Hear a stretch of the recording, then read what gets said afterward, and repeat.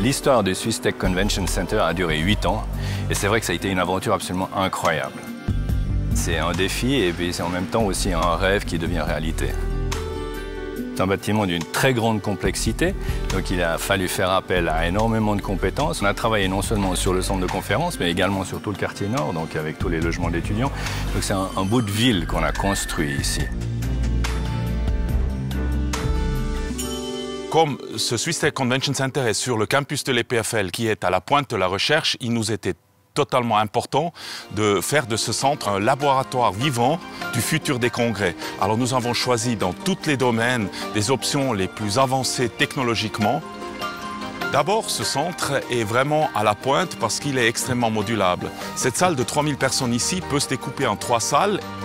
On peut enlever en 15 minutes tous les sièges pour en faire une plateforme plate pour des expositions, des dîners ou des cocktails.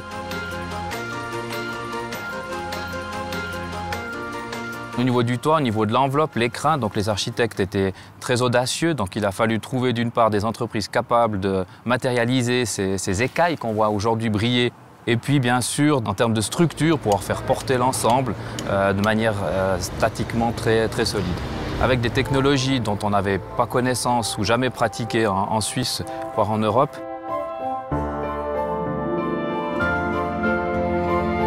Alors dans ce Swiss Convention Center de l'EPFL, Romande Énergie met en œuvre une nouvelle technologie innovante avec la construction de panneaux solaires type Grätzel s'inspirant de la photosynthèse.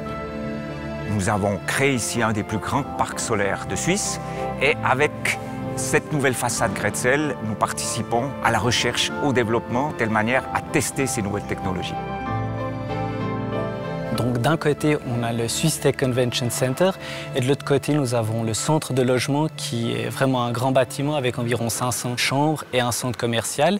Et vu la taille de l'investissement, c'est 2 fonds immobiliers du Crédit Suisse qui ont financé ce projet. Et notre but est de positionner Crédit Suisse Real Estate Asset Management en tant qu'investisseur de référence pour ces projets partenariats public-privé. Pour notre région, c'est un bâtiment qui, pour moi, il est tout simplement génial, de par sa modularité, tout ce qu'on peut y faire. On va attirer, j'espère, des entreprises également. Donc finalement, c'est un lien avec la communauté scientifique et la population.